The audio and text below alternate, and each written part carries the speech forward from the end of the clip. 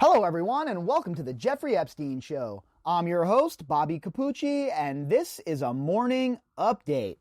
Before we jump into our article today about Lesley Groff, I'd just like to let you know that Dr. Stephen DeLay, who is a friend to the program, a very, very, very intelligent man, and an incredible philosopher, has a new book out.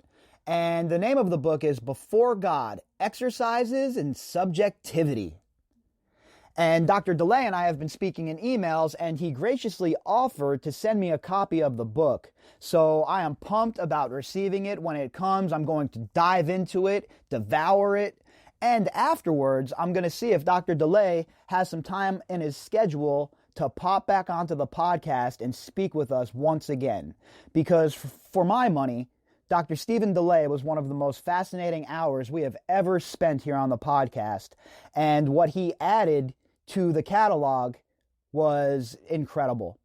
So if you're looking for some real brain work and you really want to work out that old brain of yours, I highly suggest you pick up the book Before God, Exercises in Subjectivity by Dr. Stephen DeLay.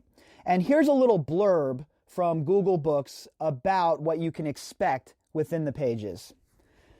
Since Heidegger, it has become something of an unquestioned presupposition to analyze the structure and essence of selfhood from the perspective of being in the world.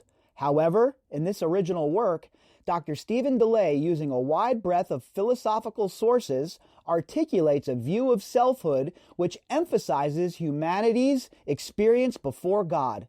The work presents an original view of the relationship between philosophy and theology, namely that there is no distinction between the two.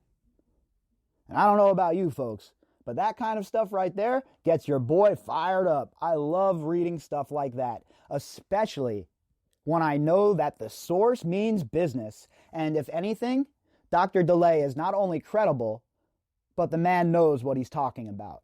So if you're interested in this sort of thing, you're interested in philosophy, I seriously suggest you grab this book. Now, I think the ebook is coming out soon as well. I know that the hard copy is a little pricey, but either way, make sure if you're looking for something to read and you're looking for a real workout of the brain, because remember, it's a muscle, it needs to be worked out as well.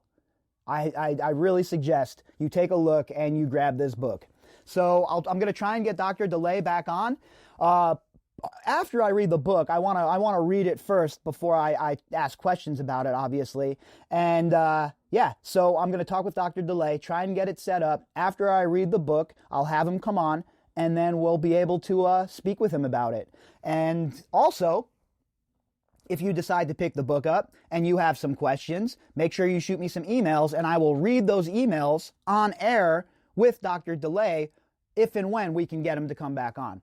So that's something that we can be looking forward to going forward. And also, if you're looking to read something and you want to get that brain worked out and you're bored, you're still quarantined, whatever it may be, this is the perfect time to pick up the book, Before God, Exercises in Subjectivity.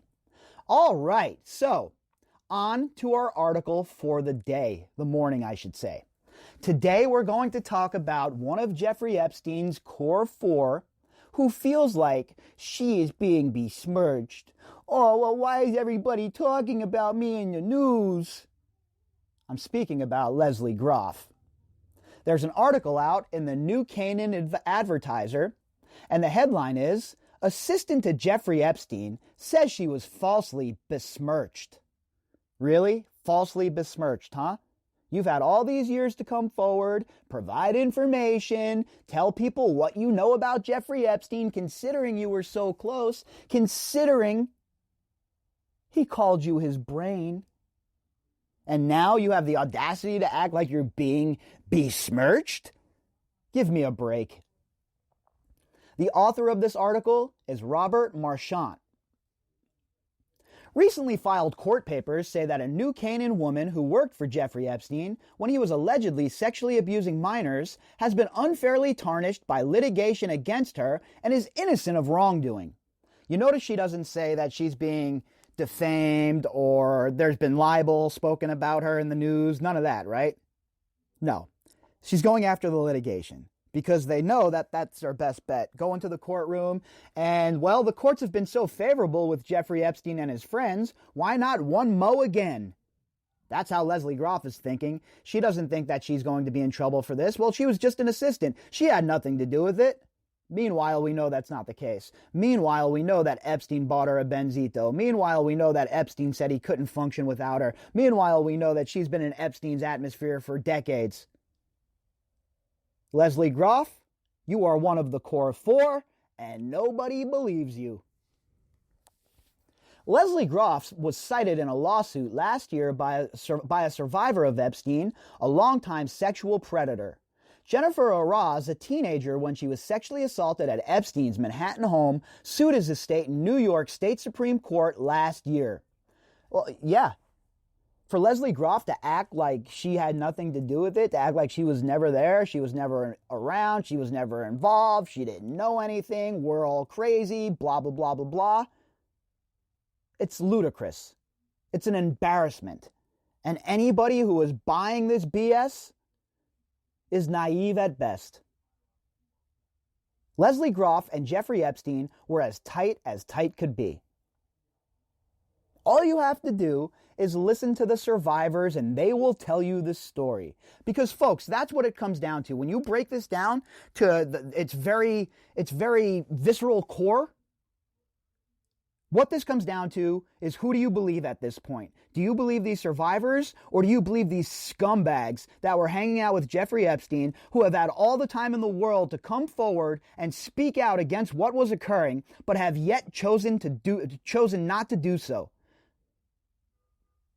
But we're supposed to believe that Lesley Groff is being besmirched. Please, okay? Nobody's buying it. Groff was a secretary working for Epstein who was found dead in a federal lockup in August, presumably by suicide. Let's drop out presumably and go with allegedly, huh?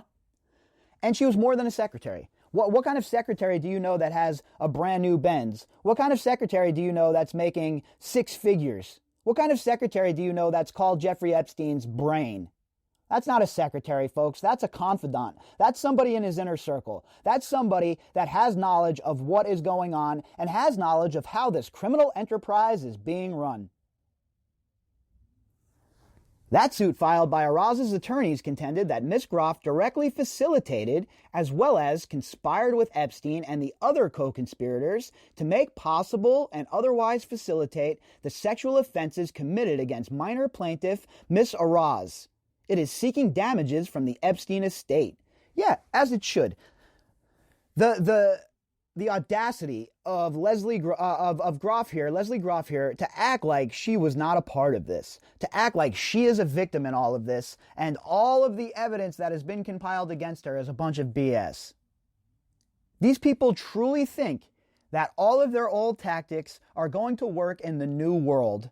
Well, they're about to find out that they are wrong. They're about to find out that they are in for a very, very big surprise this time around. Because people like Lesley Groff and the Core Four, your days of running are over. Your days of hiding are over. Your days of not being put on blast in the media, well, at least in the independent media, are over. And you have nobody but yourself to blame. Groff had denied allegations previously through a New York lawyer, Michael Bachner, and now a more robust defense has been put forward in a motion filed last week on her behalf. Groff played no part in facilitating Epstein's crimes, according to a motion to dismiss the lawsuit in which she was named. And again, folks, this stuff doesn't all happen in a vacuum. You notice how all of this stuff is happening at the same time? You notice how the MLA was released, and now we have one of the Core Four coming out with this suit here, filing paperwork in the case of her being a facilitator. You think this is all just happening coincidentally? Of course not. There is much more going on behind the scenes. Now, I'm trying to figure out what exactly is going on behind the scenes. I have a couple of questions out there to reliable sources, but so far we've got nothing concrete back. And that's what happens a lot of times in these sort of cases. When the FBI is on their game, when the FBI isn't playing games, and when the FBI isn't being corrupt, I know, very, very rarely does that happen. But when they're actually pursuing crimes, they know what they're doing, right? The field agents are good at compiling evidence and getting things going. The problem is the bureaucrats. But Lesley Groff, she really thinks people are going to believe that she had no part in facilitating Epstein's crimes, huh? Wow. The audacity of it all. But when you look at the big picture here, folks, there is something else brewing behind the scenes without a shadow of a doubt in my mind. The court papers state, "It is not our intention to besmirch plaintiff. Rather, given the passage of almost 20 years the alleged events, it is likely that the plaintiff is simply mistaken. Regardless, her conclusionary allegations against Ms. Groff are egregiously false and do not remotely satisfy applicable pleading standards." So Groff's defense here is, well, this was a long time ago and you just don't remember. So we're not trying to besmirch you or anything like that, but you don't know what you're talking about. You don't remember what happened. And Lesley Groff was not involved. It's like they're trying to do a Jedi mind trick here. This is not the Groff you're looking for. I mean, really? What sort of lawyers are these people finding, and where are they coming up with these ideas? Because if they think that this is going to work, they're wrong. A guy like Bradley Edwards is going to chew this kind of shit up and spit it out. The latest court filing emphasized that Groff, now 53, did not work at the Upper East Side residence where Epstein sexually abused teenagers such as Aroaz, who was 14 years old at the time in 2001 when the criminal activity began. According to court records, her office was located elsewhere. Yeah, you know where her office was located? In the other building Epstein owned.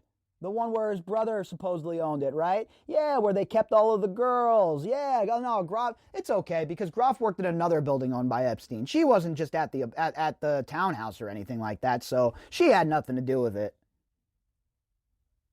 These people truly believe that their nonsense is going to win them the day again.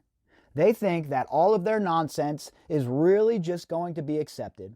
Well, they're in for a big surprise, like I said earlier, because nobody's believing it anymore. Groff isn't going to be able to get out of this nonsense with these BS alibis and these BS excuses, and nobody's going to let him off the hook. Not independent journalists, and certainly not the survivors' lawyers. The new motion by Groff's legal team states, Ms. Groff never engaged in any criminal or civil misconduct. She did not conspire with anyone to sexually abuse plaintiff or any other survivor of Epstein. An innocent party, Ms. Groff has been subjected to widespread defamatory and salacious allegations against her in the media. Well, why don't you go ahead and sue some people then? If that's the case, and Ms. Groff is being so terribly besmirched in the media, start throwing out some lawsuits. Start suing the newspapers who are supposedly besmirching her. And let's get to the discovery phase. Are any of the core four ever going to have the courage to get to discovery phase? Or are they just going to try and litigate to waste more time? We all know the answer. They don't want their day in court. They're doing everything to stop themselves from having their day in court. And frankly, folks, that's all I'm asking for here is a trial, a day in court. Let's let the light of the sun purify the madness. The court papers filed on Groff's behalf said her activities centered on scheduling and meetings on business matters. Okay, well, let's just say for a minute, okay? She didn't have anything to do with the trafficking portion of it, which I do not believe. But let's say for a minute she didn't. She was only involved in the business matters, huh? Well, how much money laundering did you facilitate? How many deals did you set up where the money was washed, Miss Groff? Oh, don't think there's just one angle to this case, because there are many fronts and many battles still to be fought. So anything that you try and do here, Miss Groff, well, you're caught in the spider web. And again, you have nobody to blame but yourself. The Aroaz lawsuit also cited Ghislaine Maxwell, Epstein's longtime companion, well as as well as Groff and 2 other of Epstein's associates. Every penny of Epstein's estate should go to the survivors, Aroaz's lawyer, Dan Kaiser, told the media when the suit was filed last year. 100%. I've been saying that from the beginning. Back the Brinks truck up. Each one of these girls should get pieced off with a fat chunk of change. I'm talking windfall status, because what they went through with Jeffrey Epstein, and then what the media did to them, and to pile it on top, what the prosecution has done to them. If anybody has ever deserved a fat payout, a huge payday, it is these survivors. Maxwell's whereabouts are not currently known. The motion to dismiss notes that there have been specific and well-detailed accusations about other Epstein employees, yet there were no specific allegations that she personally participated in Epstein's sexual misconduct. Well, that's true. I haven't heard that Lesley Groff was actually doing the abusing.